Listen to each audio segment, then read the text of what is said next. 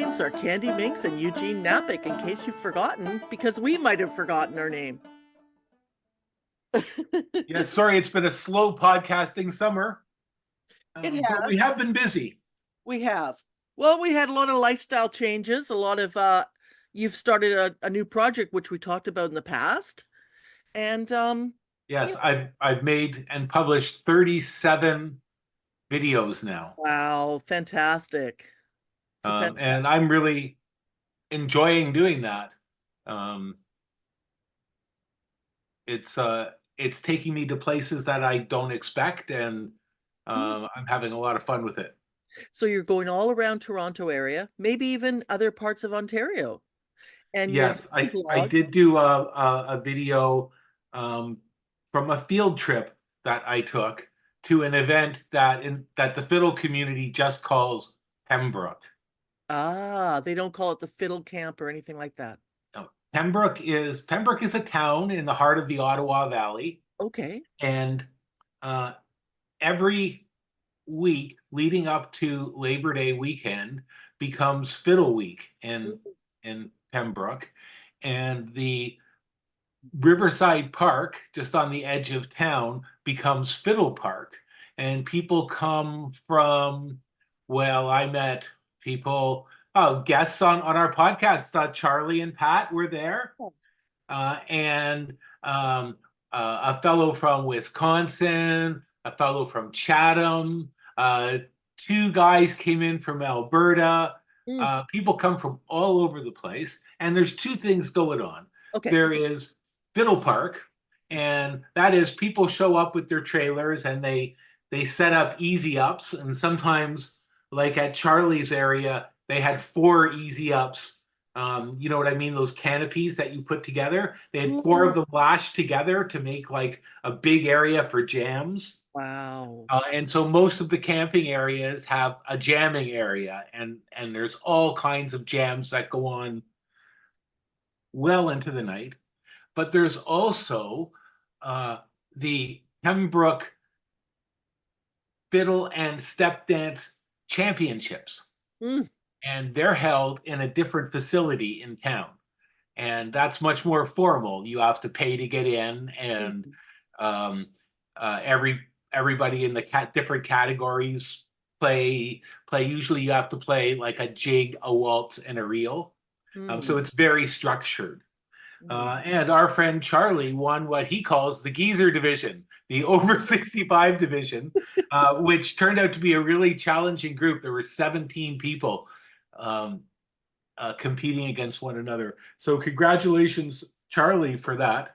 And I have to say, my experience there was really enhanced because Charlie and Pat were there, and I got to hang out with them, and they really they really helped me meet people, right? Yeah. Because they welcomed me into their area where there's a number of people camping. And I also finally met Cindy, who's my fiddle teacher. Wonderful. We've been doing fiddle lessons by FaceTime Mm, for about 3.5 years now, and we hadn't met in person. wow. So we had a chance to meet in person and play a few tunes. And I met Cindy's hubby, Bruce, as well. Uh, and there was lots of jamming and music. And for me, it was just a privilege to be there amongst so many tremendously strong Mm. musicians. And Uh, how did that go? How did you find your playing? Were you able to keep up? in the jams with the really strong players playing at full speed, I can't keep up.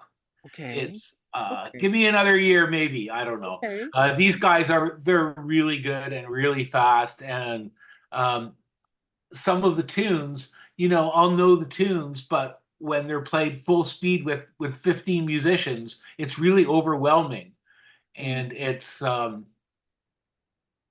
tough. I have to say, it's really challenging. I went to a jam that was more my pace, more of an intermediate jam, one day there, and that was just fine. I could play along with the tunes, in that jam without a problem. That's amazing. Now, I suppose you didn't have written music for a lot of them. You were probably just jumping in and improvising with what you know.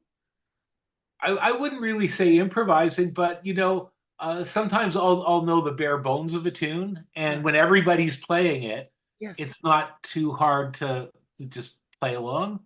Yes. Um, but mostly you know the tunes. You know the tunes, and you just play along.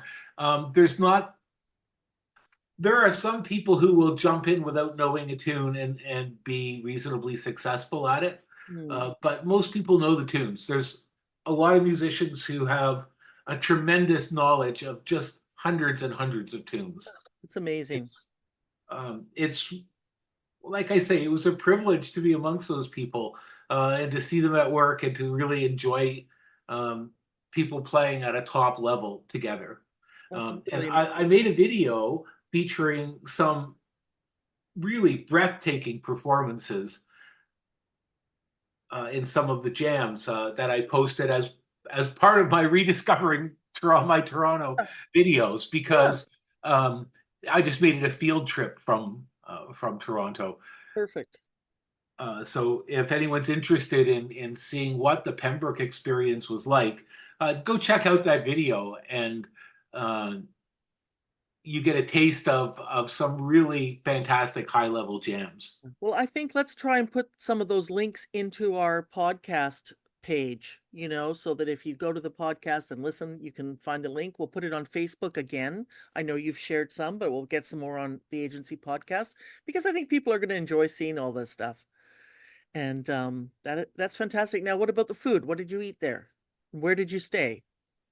Well, I stayed at the Hillside Inn in Yeah. town. Oh, that sounds Um, like a very marvelous place. it's worth almost all of its 2 stars. Uh, Okay, good. it was fairly clean, Yeah. and it was handy. Yeah. Um, it was more comfortable than sleeping in a tent on the ground. Yeah. And And also, let's just leave it at that. yeah, and maybe if people were playing all night, you got a better sleep at the hotel. Um, yeah, I definitely. When I go back next year, I'll probably also stay in a hotel rather than camp, All right. All right. Yeah. because I just don't see any extra value to sleeping in a tent. Okay. Yeah. Unless you're going to be doing a lot of drinking or something and you can't get around. Right. Uh, Right. Right. Well, but that's that's one not my thing. thing. Right. That's good to know. And what about, did you have any outstanding food? Well, 2 nights, the group where Charlie and Pat were uh, camping, they called it the Fred Smith group because they sort of inherited this area from somebody who used to come named Fred Smith. And this year, one of Fred Smith's relatives, like his grandson, I think, came. Wow. So they Wow. got to meet someone from the original group. Anyway, that group made 2 dinners, and I was invited to eat with them, and they were really good. Nothing really fancy, just really good grub. Yeah. And as well, in the parking lot of Fiddle Park, there's a burger truck that's Right. pretty good. It's pretty Good. darn good. Good. Oh, very And I had convenient. some breakfasts in town, Yeah. the best of which was on the way out at the Irving truck stop. Okay. Uh, the breakfast was tremendous there, although I witnessed something I really didn't like, and I don't know, I didn't do anything about it, and maybe tell me if I should have done something about it. Oh, okay. I love a scruples story. Yeah, so I was sitting there enjoying my breakfast, Hmm. and I was seated not far from, like, there's a group of tables, and then there's a long counter. Mhm. Okay, and behind the counter, there's 2 staff members. And the one staff member says to the other staff member, I see you're working hard in the same place again. You always seem to be working in this place. Hmm. And the first person said, well, I have to do this work here.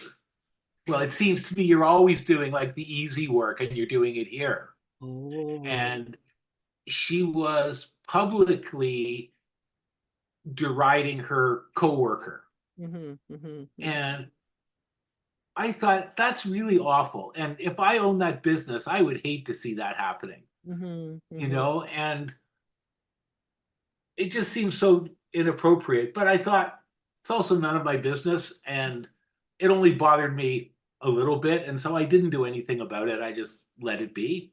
But Yeah. I thought about it later and I thought, maybe I should have found a manager and said, you have a problem here you need to deal with. Mhm, And mhm, it's not, the problem isn't whether one or the other of them is working. The mhm. problem is that they're representing your restaurant really, really poorly. Yeah. Yeah, that is a tough one. I mean, you could certainly phone the place and follow up on it. There is that thing where sometimes it's when you get away from some situation, you're like, "Did I have an opportunity to be a support system or do something valuable?" And you're like, "I Yeah, don't know whether I should have done that or not."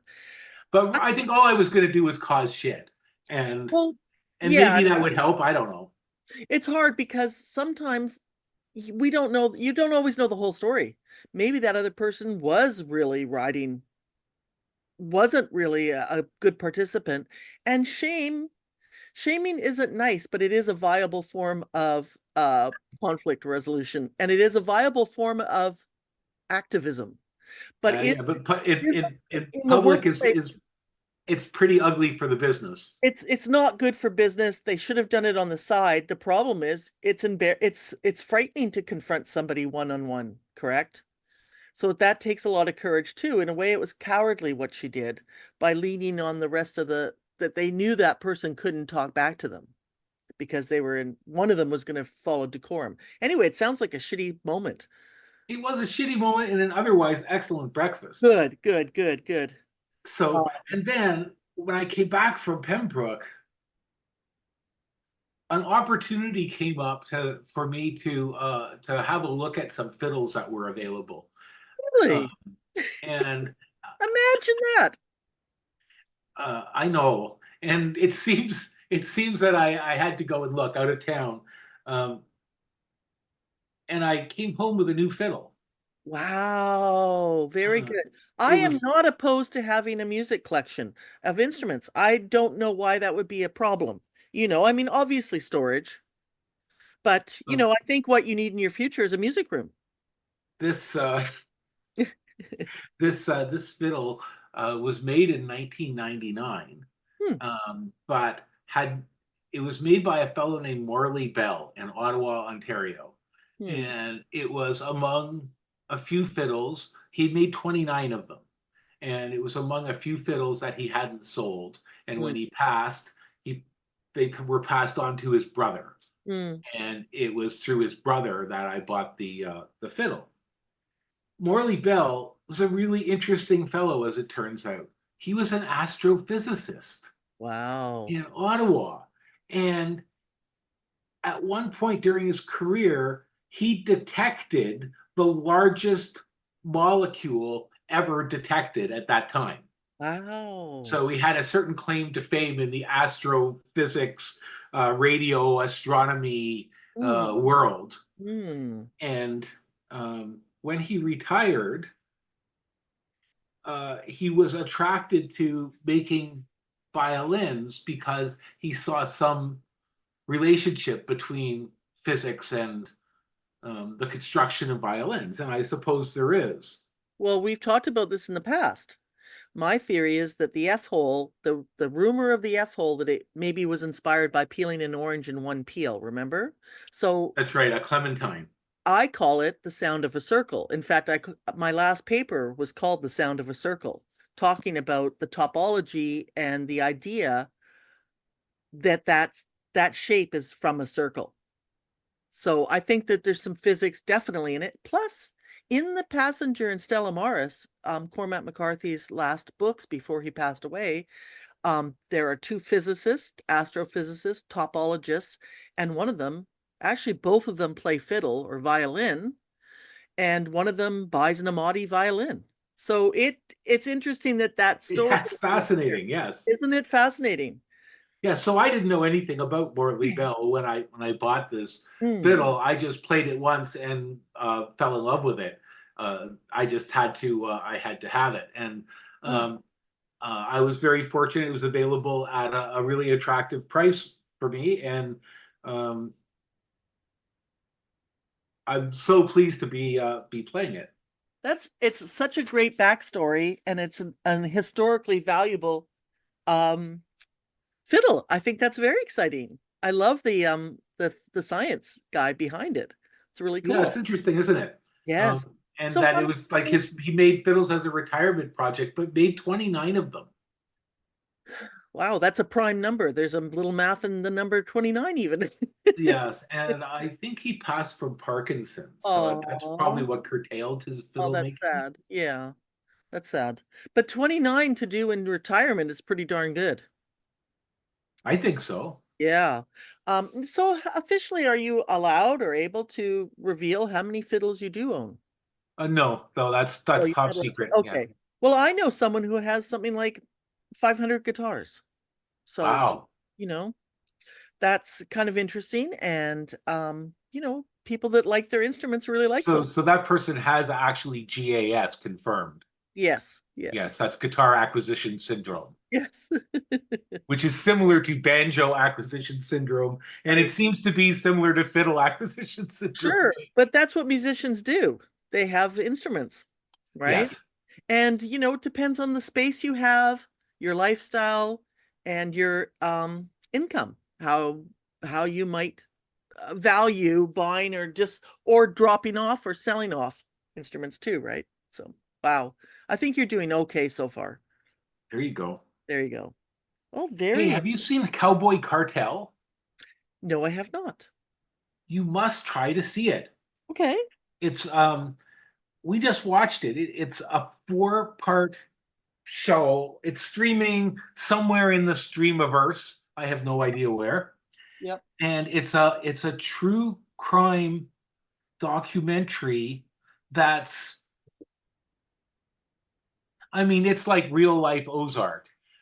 These Oh. guys, the Los Zetas cartel in Mexico Hmm. along the Texas border, um, were started by people who came from the Mexican military. Okay.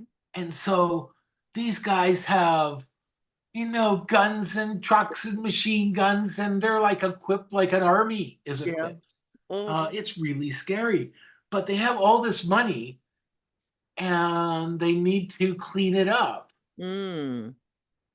And by chance, a rookie FBI agent in Laredo saw a name in a list of people who had bought or sold quarter horses, and the Oh. name matched the name of one of the brothers who run this cartel. Hmm. And they started to look into it, Hmm. and it turned out these guys had a major business Hmm. of buying, selling, and racing, and then breeding quarter horses, and they Hmm. invested in this business with the drug money, Hmm. right? Because they wanted to clean up the drug money. Right. And so they were using it as a money laundering operation. And these FBI guys were trying to gather enough evidence to link the quarter horse operation to the cartel operation. Mhm. Um, the structure of the thing is very much like your typical true crime documentary, uh, Mhm. but it features the agents who are involved, Yeah. and it's really gripping. Wow, it sounds fantastic. Yeah, I only will 4 parts, nice and clean. I like that. Yep. Yep. It had to start, it had to finish. They're not going to do 6 more times over again. Yeah, I get it. Or a different cartel if they do it again. Wow, that sounds really interesting. I like that idea. I will check it out. I hope I can find it. Interesting, I haven't heard of it before because I'm always looking at all the true crime on my services, right? Well, I saw a crime movie to a degree, an antique One. an antique crime. We watched on morning TV. I saw a magician interviewed on local TV, and he had a film being shown in town. So off Stag and I went to watch this movie called Lost in the Shuffle. It And was Lost, made by this guy? yes, it was made by film director John Ornay, who in Vancouver, he kept going to this pop-up magician show in Vancouver, Canada. And he kind of started talking to the magician and said, gee, I'd like to make some kind of documentary about what you're up to here or something. He said, well, I've got a great idea. Now, the tagline for the movie is 4 suits, 52 cards, 1 murder mystery. And the murder mystery is hidden in the deck of cards, in the face cards. So what they do is they profile 4 different magicians that work in card shuffling, in card magic tricks, plus Sean Farquhar. Oh, I just said his name so badly. Farquhar. Oh my God, I had it down so nicely before. Sean Farquhar. Oh no, I guess I'm right. And he's been a card magician forever in Vancouver. And they travel to Europe and look for the history of these playing cards. And in amongst it, you meet 4 different magicians and the star of the film. And John Orday just does some most beautiful cinematography. It has one of the most beautiful opening sequences I've ever seen in a film, where they're just shuffling the cards. And I guess that he has the newest high-tech camera that just went in and among the decks of cards. And you've probably seen movie stars. It's a camera that films quite quickly, but when you play it back, it plays slowly. So the cards are being shuffled at this bizarre time.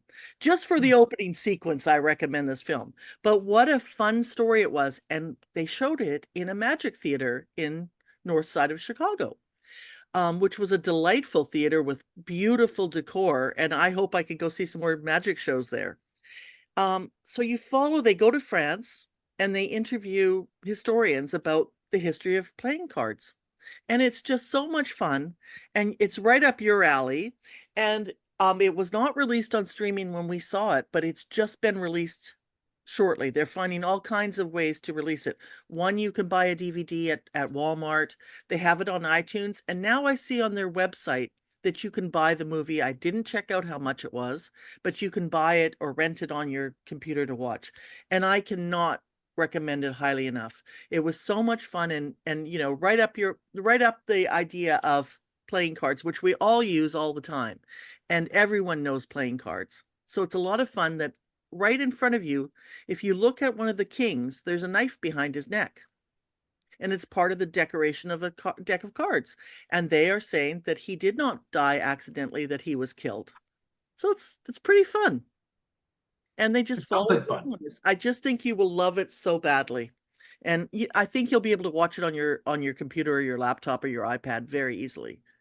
Okay. Yeah, Lost in the Shuffle. And I will share their website now that I noticed that they have um a site a link right to them to buy it. Seen a lot of things lately. A lot of TV. Apple TV is alive and well and doing its new releases. Did you get a chance to check out Bad Monkey? What's Bad Monkey? Bad Maybe. Monkey. Do you know Carl Hiatus, a Florida writer? Kind of a No. comic satirist. Well, he's a great writer. He writes about the Florida that I love. Most people know Florida that's a crappy Florida, but there's an old, strange type of old-fashioned Florida that's very, very interesting, not unlike Travis McGee Okay. era. And this story is with Vince Vaughn. It's from one of Carl Hiaasen's novels, and it's come to life perfectly. Vince Vaughn, Oh yes, we did watch that. I just didn't associate it with its name. yeah, Bad Monkey. Well, there's a monkey in it, and he's bad. So there's literally a monkey in it. And Vince Vaughn has held back his performance, which I think is really, he's restrained his delivery. And some of the dry humor that he says, we're just laughing and laughing. It's delightful. And I was thinking about Mayor of Easttown, that there's sometimes a TV show comes out or a series, and you just want to live in that town. You're so Did you want involved. to live in Easttown? I would. Ooh. Even though it's I know, but there's something about the character. Everybody's dysfunctional. Yeah, but isn't everybody dysfunctional everywhere? Isn't Well, it? yeah, maybe. I just feel like most people are very dysfunctional. And I don't even know why we have a term normal or anything like that, because I think we're just all imperfect. But I do think, although there's some people who really believe they are more perfect than others and that they're fine, that is true. I think those are the hard people to deal with in life. That they think they know how to do everything the right way and how to live the right way. And anyway, I'm loving Bad Monkey. We're into episode 7 now. And I'll tell you, at first I thought, oh, I don't know if I'm going to get into this. But after the second episode, I really fell in love with the I think team. we just saw the beginnings of it. We'll have to go Yeah, back to it. yeah, I highly recommend it. It's just all the actors are really good, all the cast is good, all the performances are great, and the atmosphere of this location is to die for. It's so beautiful. I really hope it's as close to how it is that they portray it, because there's so little few places like that left in Florida. You really got to go find them in the interior or the extremities of Florida with that isn't just a strip mall or Disneyland. Did you start watching Slow Horses yet? Yes, we've been catching up with that, and um, I'm going to say it's been really mixed quality. Okay. Some episodes have been quite good, and some episodes have been Mm, so-so at best, I thought. And I thought that about the previous season too. But maybe this one's a little bit better. I don't know. right, right. I think What did so. you think? Have you been enjoying Well, them? yeah, I've watched the first 2 episodes of the new season, and I'm loving it. I think it's fantastic. Again, it starts out with Diane. As you know, with the last season, she caught the woman being corrupt who was her boss, the director general. And Diana wants that job. She wants to be deputy director general. That's what, no, that's what she is. But she wants to be first chair. She's always second chair. And I think she's always second chair because she does the job so well. Why should they promote her? She does everything for everybody. Why change her job? Because if she goes to first chair, hey, she might not have to work and she'll have to get other people to do it. So what she does in the first or second episode is they've got a new guy who's absolutely smarmy, like Uriah Heep from David Copperfield. He's terrible. He's just one of those guys that just gets away with everything and is lazy and insecure and not in a good way. He and he's just a floating manager that just shows up in the chair. Well, she blackmails him. She makes him sign some papers because he never pays attention to anything. So now he's ineffectual. He can't get in her way. So there's lots of little details like that between the Gary Oldman and the Christian Scott Thomas that they're developing their characters a bit more. And it's really one of the more shocking opening episodes I've ever seen because we care about these characters. And I just found it like Steg and I were like, "What the hell? We can't wait till next week to see what happens. This is so confusing." And Jonathan Price has a bit more of a role in it as well as the We haven't cop. maybe been quite that invested in it. We thought, hey, they're okay. Yeah, yeah, I love them. I love them. Maybe I want to live there too. Maybe I want to work for Slow Horses. I don't know. Although it's somewhat dangerous job because shit happens. Shit happens. It's a Yeah. dangerous job. I wanted to talk about a movie Sheila and I watched the other night, which happens to be a movie that you may have recommended several times over several years, called Searching for Sugar Man, a doc from 2013. Remember that one? I do remember it. I found it completely compelling. I had never heard of him. For anyone who hasn't seen it, it's a film that is about two South African guys who get really into the music that's really popular in South Africa by somebody named Rodriguez. Mm. And he has 2 albums and everybody owns them. He's like bigger than Elvis in South Africa, but nobody in America has heard of him. And there's rumors that he blew his head off on stage, Oh, um, and other stories that other ways that he may have died. But meanwhile, he's just living in Detroit, and these guys find him and bring him to South Africa, where he does these tours where he's bigger than Elvis, and then yes. he goes back to ordinary, unknown life in America. Yeah.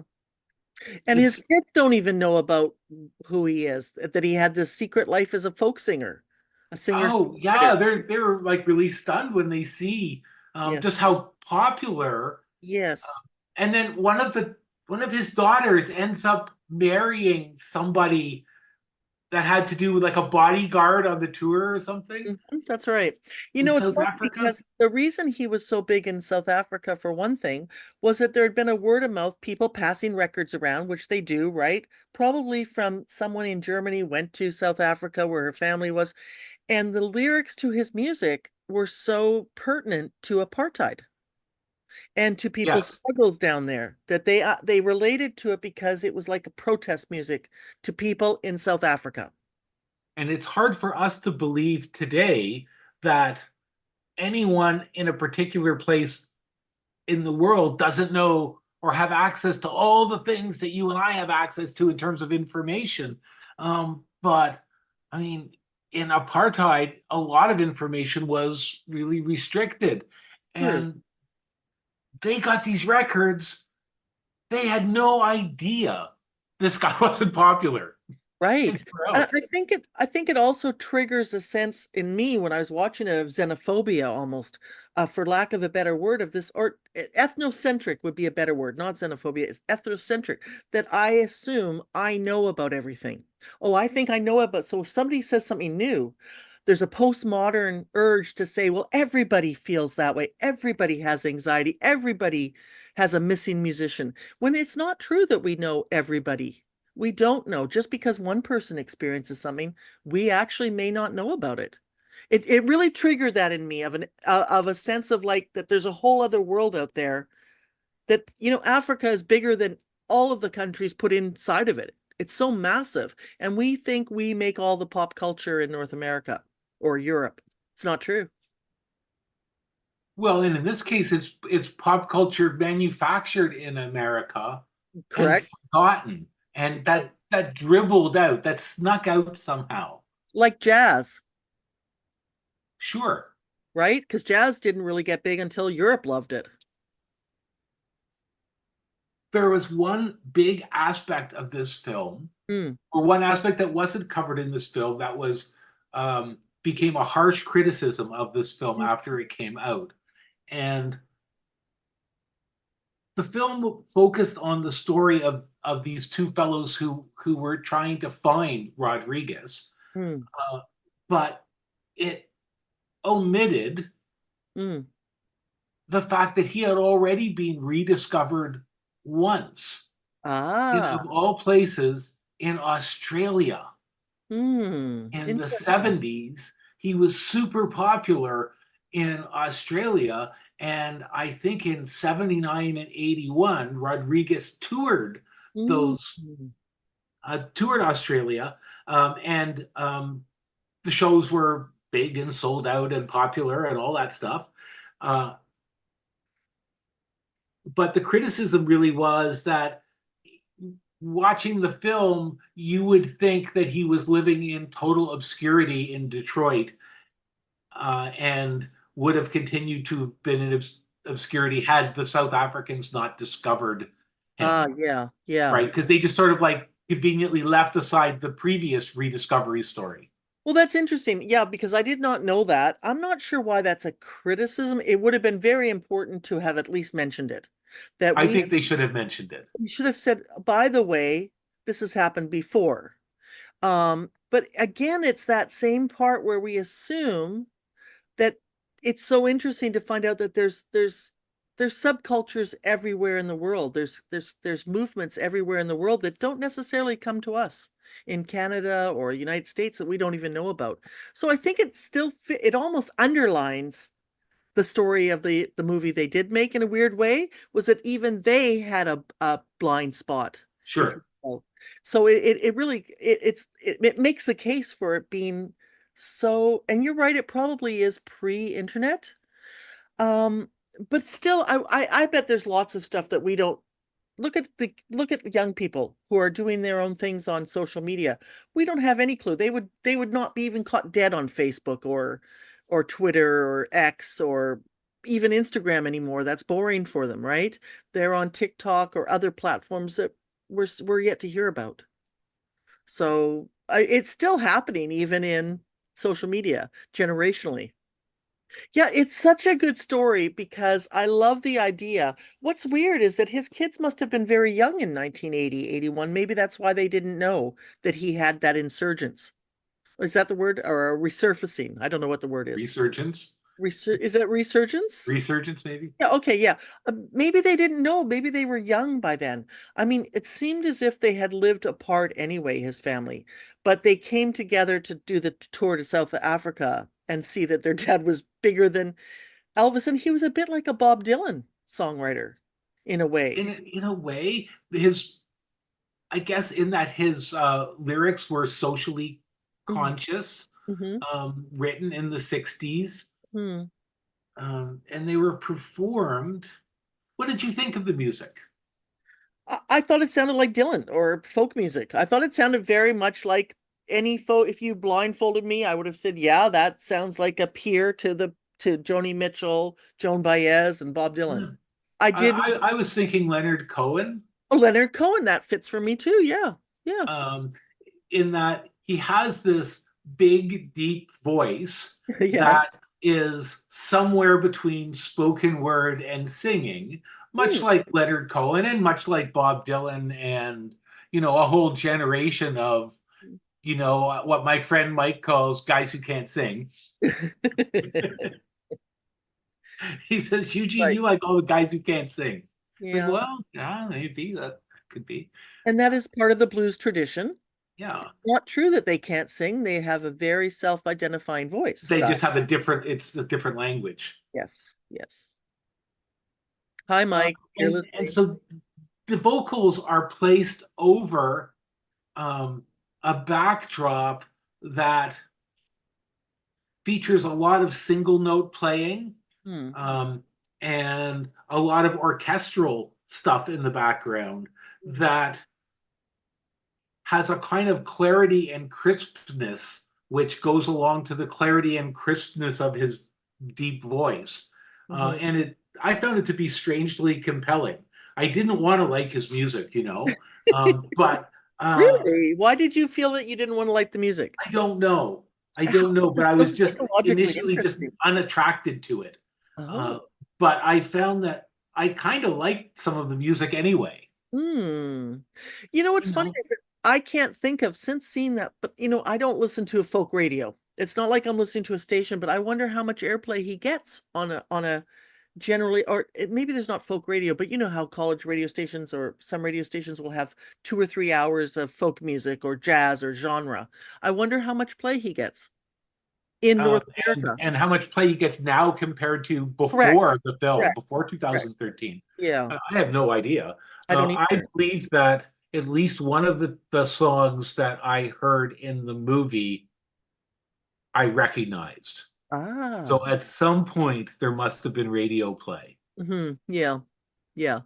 And maybe there's if you're listening to an esoteric DJ, which I think you and I both kind of like that kind of search for songs we don't know, you'd think we would have come across it. Well, it's like that the book I read, the goth book that I talked about last year, where he mentions a huge influence on all these musicians, including Nick Cave, of Scott Walker. And I'm like, I've Mhm. never heard of this guy before. So Sugarman was just like that for me. I'm like, wow. Well, and it's an interesting comparison musically too, isn't it? Yes, it is. Yes, it is. Very interesting music comparison. And I suspect Scott Walker knew Rodriguez because he started out in the kind of pop folk genre. Wouldn't that be funny if those two hung out and both of them had oddball documentaries made about them? Yeah, it would be funny. And again, it's just so fascinating to find out something that you don't know anything about, especially when, you and I both love music. I listen to so much. There's almost not a genre I wouldn't enjoy listening to. I'm not big on new country, but I do listen to it occasionally at different places. I have friends that love new country, and I'm familiar with some of the hits, and I'm not a big on opera. I found it, and classical. I find it depressing, but I certainly have been exposed to it. But I couldn't tell you one opera or one classical piece from another. But everything else I listen to. It's a weird to come across music you don't know when you think you know something. Mhm. Well, isn't that that's what we've talked about before, the fun of watching a Ken Burns documentary. And if it's on a topic that you believe you know about, like country music or jazz, is finding out what he doesn't include. What did he not put in because of time limits? And some people get really angry, like you should have had that in. There's no way that's a proper, but you have 8 hours to put the history of country music in your, Well, that's the thing, yes. and all histories are really subjective, even when the author doesn't believe they are. Yeah. I mean, I could, They're culturally subjective. yes. Like how many baby boomers knew Sugarman? I bet they did. I bet they probably did because they were in college at the time. It maybe got airplay in the 60s. I mean, he had some airplay in the States when he was young, first out. And back then, of course, people passed music to each other through record stores and here's my tape. You're going to like this tape. I made you a mixtape. Whereas we don't do that with our friends. That's the other thing about getting older is we don't do that with each other very often anymore, is make each other a disc or a mixtape anymore. I That's mean, right. most of my friends wouldn't even think of doing that, you know? Yeah, we used to do that all the time. Yes, we It's did. true. Yep. And it just exposed, you might have a genre of music, but you throw something wacky in there to freak your friend out, you know? Here, you have to listen to this. Oh, I I love think my it. Watch favorite it. moment in the film was when one of the South African guys sincerely asked, just how did Rodriguez die? And the guy he was talking to said, Sixto? Sixto's fine. Yes. Yes, that was great. And the kid goes, "What?" He had no idea. Yeah. Well, I've had that feeling with where I come across the research. I love my Renaissance poetry, numerological, numerical compositions. And I found out that one of the greatest books I've ever read was written by a professor who was in London, Ontario. And I could have met him if I had found out sooner. You know what I mean? Could have interviewed him. It just kills me. So yeah, there's a missing component to this esoteric or out of out of favor or not popular things that we have in pop culture. How much we miss that could influence our lives. Yeah, I'm The so funny glad thing you that, saw it. So did you kind of like it despite the criticism of the film, which I didn't know about because I just took the movie straight up? Did you enjoy the film? oh, loved it. Good, good. He was Yeah, I a thought it was a character. marvelous film. Yeah, And, I understand actually why they omitted the Australian part, because they were emphasizing their South African story. yeah, But I still think it was, looking at it from 10 years later, it yeah. looks like they should have Mm. made some reference to it. Mm-hmm, mm-hmm. Yeah, yeah. Yeah, would have been good. Or I'm surprised they didn't get money to make a film about that. They probably lost steam. I mean, it's amazing that they got the budget to make that film anyway, Yeah. you know? So, seeing as it's not very easy to get that accomplished. Yeah, Hey, no, we saw a really bad heist movie the other night. you did? Oh yeah, it was with Don Johnson, and it was called Vault. What year is that? Uh, mm, it's got to be 15 years. No, Oh, no, no, it wasn't. It was 2019.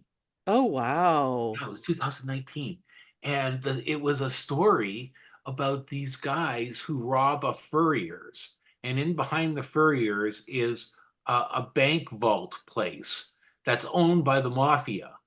Oh, And they really? have no security in this place because they don't need security, because everybody knows who owns the building. And these guys decide to rob it. And it's kind of complicated because it was these two brothers, they're doing heists, and they meet this French guy in prison, and the French guy sets everything up, but Yes. they're basically being set up for the whole thing. Hmm. And it's kind of stylish, Okay. but it doesn't, kind of bad. It's kind of Yeah. bad and kind of stylish, kind of bad acting with really awkward dialogue, Oh. but strangely compelling. Hmm. I Wow. couldn't stop watching it, and Sheila and I were watching it, and we were like talking, saying, "This is really terrible. Look at that acting. Isn't that bad?" But we also couldn't stop watching it. Right. So it did not suspend your disbelief. It did not. It Did did not. not. Okay. Yeah, that I sucks. don't think it was an Oscar contender. Right. No, I never even heard of it. But yeah, I'm surprised. So recent too. What about, did you watch The Instigators, which is a heist movie? And I think, Oh yeah, yeah. yeah, I enjoyed it. I thought it was fun. I can't tell you much about it. It's been all 3 weeks for my memory of Yes. that film to disappear. Yeah. It just didn't stick with me. Yeah. I can see why. It's not it's not, it didn't have anything super new. It had endearing premise of that they were the worst bank robbers on the planet. So it had that, and that was about it. But maybe that's not enough to hold it. It had great actors in it, but again, maybe not enough. Yeah, I wasn't buying the character who was doing it for his family. Matt Damon, yeah. I Yeah. just wasn't buying the character. Yeah. I didn't believe the character. Yeah. Yeah. I think maybe it might have been better with a different actor. Yeah, maybe. I mean, Maybe. and there's nothing wrong with the film. Everything was good. Everything was good. Everything was good, but it just didn't live with me very long. It Yeah. didn't resonate for a long time. It was Yeah. like, oh yeah, that was a satisfying brunch, but it was really fast food. Take a chips. Yeah. Yeah. Yeah. I enjoyed it, but you're right. It's not sticking. I haven't gone to anybody and told them you have to watch this or anything like that. So I do get that part. Very stylish. Very, very. And it was, I liked the premise. I liked the premise. So do you know anything about space time? Space time theory in Space is the place. space. Next stop is Jupiter. Next stop is Mars. That's right. Well, I've been reading a little bit of physics and about numbers and following a trail that I didn't know where it's coming from because I'm writing a paper and I'm focusing on a few significant numbers in Cormac McCarthy, one of them being 117 that has occurred about 5 or 6 times in the body of his work. Somehow I've made it into space time because space time is doomed, right? Do we know that? That's what the physicists say, that probably space-time as we know it is doomed. And that's from about 2013, around the time of Sugarman, the Sugarman movie. They're basically saying that it's not fundamental. The astrophysicists who did all the math and told us about quarks and everything from Einstein until now said, oops, we thought space-time was fundamental, but we actually think it's a projection from something else. And it's held together with gravitrons, little particles that are holding segments of different parts of space-time together. So it looks like we're in almost like Predator, how Predator has that body armor that makes him blend with the woods or anywhere that he is. So space-time is just working to give us a place where we can exist. And some of this has had an impact on consciousness. There's an awful lot of new studies on consciousness going on since, well, for years, but that is the unknown physics that no one can figure out. They're trying to explain consciousness. And it's always been that space-time it was here after Big Bang, and then life on Earth and the planets and everything emerged, and animals emerged and humans did. And then somehow we developed the sensation of consciousness because of our brain and mind. It doesn't really exist. It's not really a fundamental. It's just there because we were born in the Big Bang. Well, now a few people are saying, actually, maybe consciousness isn't what we think about and it's more significant. Would you be at all patient with me while I read a little bit from Scientific American? Go ahead. All right, thanks. So this is by Adam Beckner from 2022. And it's talking about space-time being doomed. In the string theory scenario, space-time emerges from a more fundamental reality because of an idea called the anti-de Sitter, which is a conformal field theory correspondence, which means nothing to most of us. The CFT can be thought of as being like a two-dimensional surface of a three-dimensional sphere, and the anti-de Sitter as its interior. Connections between particles through a quantum process called entanglement on the surface give rise to regions of space inside that are locked located near one another. The stronger the entanglement, the closer the space regions are. So that's how they would explain little fragments of space-time. If the space-time is emergent, what is it emergent from? The answer is a special and strangely quantum kind of interaction. Entanglement, a long-distance connection between objects, instantaneously correlating their behavior in statistically improbable ways. Entanglement famously troubled Einstein, who called it a spooky action at a distance. So some philosophers have been picking up on this since 2013, and some astrophysicists have also said, if space-time isn't fundamental, can we find something outside of space-time? And what they have found with a mathematical theory is an amplitude hedron. You know what a polyhedron is? It's a shape of little spikes on a circle. And they've now found something that they believe is an amplitude hedron that lives outside of space-time, trying to prove this. And this plays out, the reason this might be interesting, for most of us, it wouldn't be that interesting, but one of the reasons it might be interesting is because of consciousness. Where does consciousness fit into this? So Paul Draper, who I believe is a philosopher, has said, consider an analogy. Like other living things, our bodies make use of sunlight. Indeed, they have evolved to make use of it in very complicated ways. Sunlight is a sort of electromagnetic radiation. Human bodies are immersed in it, but are not composed of it. Similarly, perhaps the brain makes use of a consciousness that already exists independently of the existence of brains or nervous systems. On this view, human organisms are immersed in a sort of conscious aether that they have evolved to use in very complicated ways, but they are not composed of that aether. Further, there is, I think, some empirical, though not scientific, evidence for the psychological aether theory, namely that some people seem to perceive that their own minds are part of a much larger mental reality. Mystics from a variety of religious traditions claim to experience being absorbed into God, like individual drops of water that fall into the ocean, or even being identical to God. For example, I am the truth, God, as the Sufi mystic Mansur al-Hallaj said.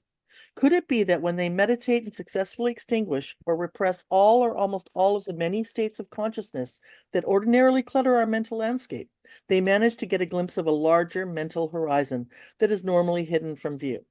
Keep in mind that many of these mystics have very strong reasons not to blur the distinction between themselves and God, because to do so is heretical in the religious traditions to which they belong.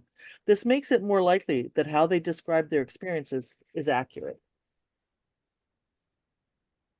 Okay, so now that you've read this to us, Yes. why don't you tell us about it? Well, yeah, I think what interests me on this is one, it would be very exciting if we could find some other ways to talk about consciousness. Now, some of our listeners have said every time we talk about something mystical or spiritual on the podcast, we block it, we stop talking about it. So I thought, oh, well, maybe I can find a different way to talk about this that is more interesting. For me, what's interesting about it is the idea that so many people do have that sense. I like the sense that people who have a feeling of a mystical experience do describe it as not necessarily God and not necessarily part of that. It's much bigger than the sense of time and space. It's beyond that. It disrupts it so completely that they do have the sensation that they're visiting. I've heard it as a metaphor of virtual reality, that we put on this headset of when we're born, a virtual reality, and we believe we are the reality and we're living in it. So what's interesting to me about this is I found a couple of theories that I can lay against Cormac McCarthy's new novels, because they start out with very time consciousness. You can work out exactly by reading through the novel. He has specific dates that you can start to kind of figure out what is the time setting of this. And then it fragments. Time turns into something different. So I believe that Cormac McCarthy, who's really into science and physics, he spent 20 years at the Santa Fe Scientific Institute. He hung out with people who won the same awards he did of MacArthur's grant, who were into particle physics. So he had a camaraderie with them. He would understand that in 2013 they had been dealing with the space-time being considered not fundamental because string theory knocks it out. So I think he's put it into his novel where time begins to fragment. And I think he's had fun with the characters that if time and space don't belong to a fundamental thing, what does that mean for you and I? It means that we might be able to see ghosts. We might be able to see other dimensions. The theory of being able to, like Star Trek, zap to another planet with a transponder becomes actually quite literally real, possible, if space time is not fundamental. So that's the part I like about it. I'm taking with it. And I like it in terms of these new novels. So I'm trying to find a way to talk about it in an ordinary way, not like Scientific American, like reading it. My my goal is to try and make it a little more friendly to understand and present it against these two novels. That's what's interesting me and where my headspace has been. My headspace has been not in space. Hmm. Well, I'd like to beam to another planet one Yeah. day.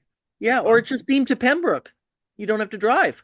Well, it would revolutionize public transit It for would. sure. It would. Now, how long did it take you to drive to Pembroke?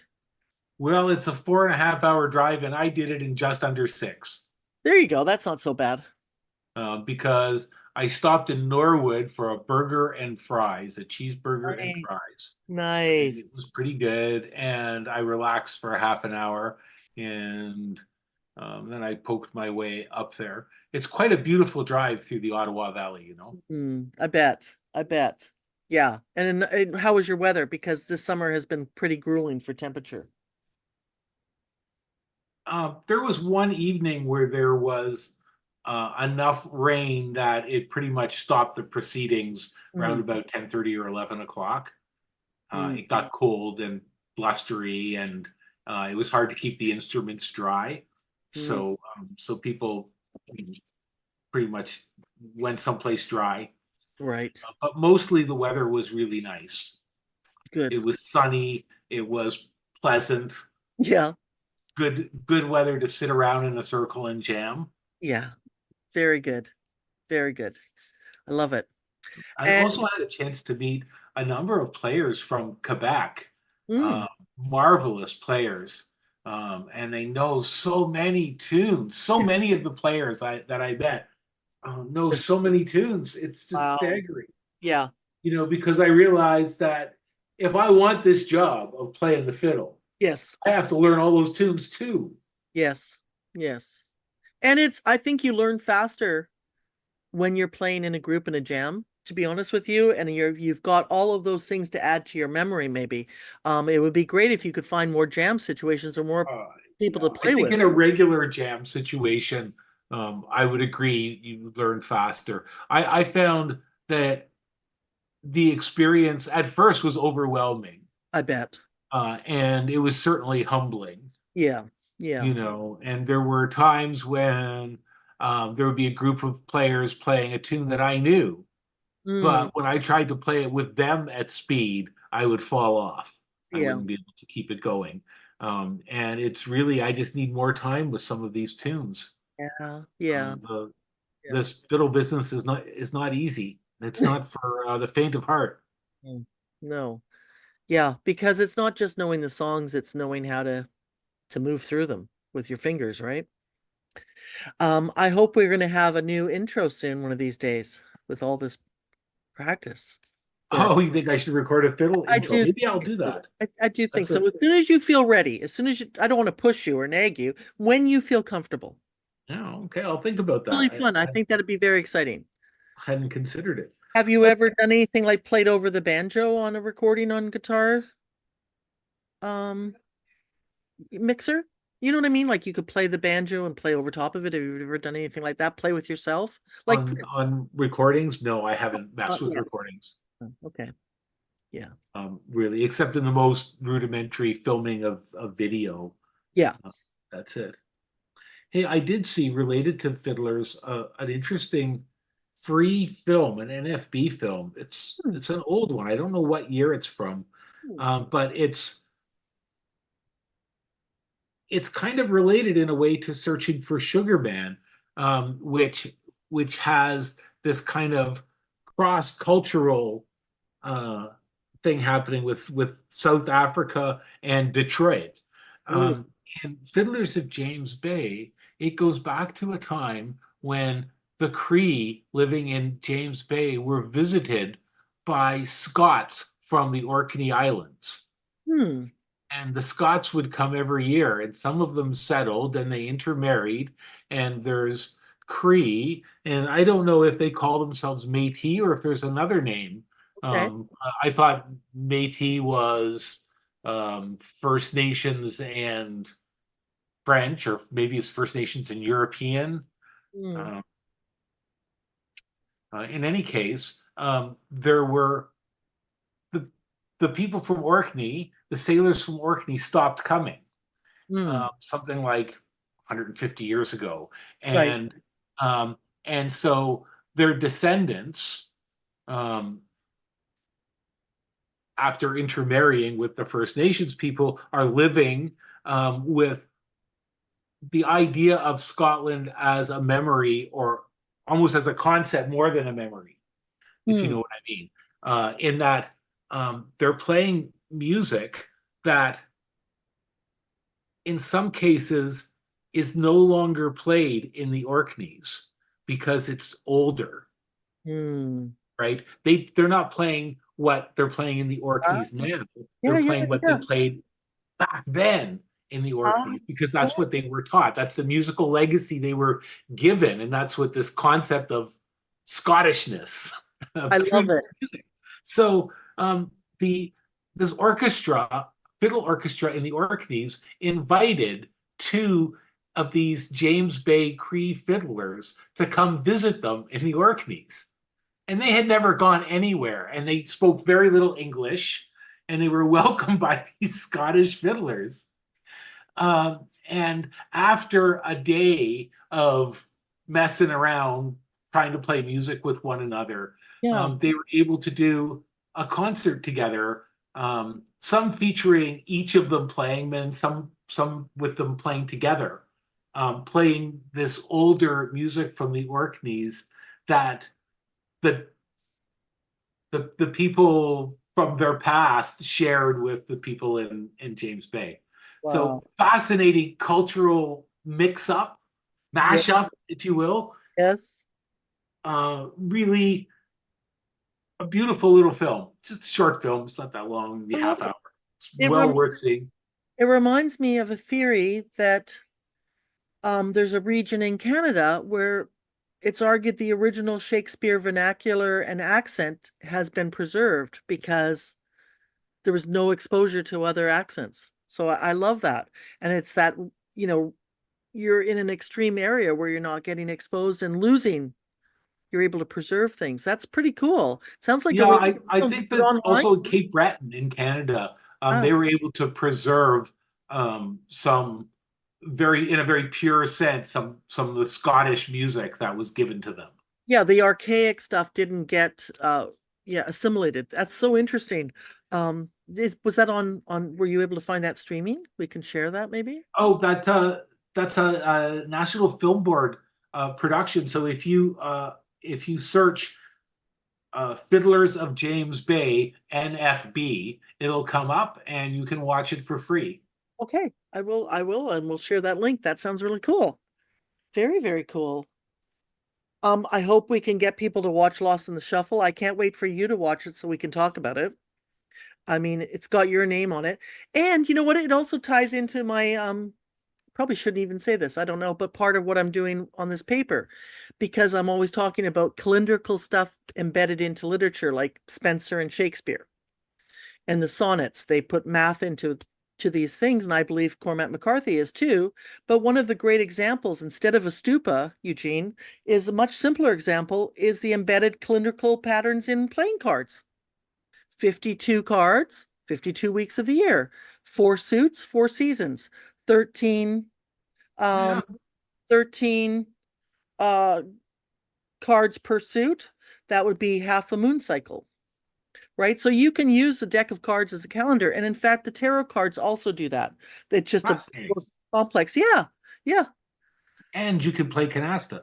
And you can play canasta. Then if you played canasta, you'd have 28 of the moon. You'd have every day of the Well, moon that's cycle. right, because you have two decks. Yes, yes. Yes, I forgot about that. Canasta gets out of hand, doesn't it?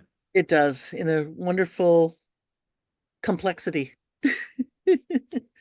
Well, it sounds like we've both been keeping up on our hobbies and our passions, and that's a good thing. We would love to hear from other people. Tell us what your hobbies are, passions. You can do it on Facebook, you can do it in an email. Our email is, I better say this because maybe we don't remember, theagency.podcast@gmail.com. And oh, I didn't even tell you the greatest show. You love Succession, you love The Wire. I would say that Billions is a bit of both. It is I've so heard this good. name Billions. Yeah, I cannot believe that no one told George, who listens to our podcast in Toronto. I cannot believe that he's the first person that really told me to watch it. And he's a discerning viewer.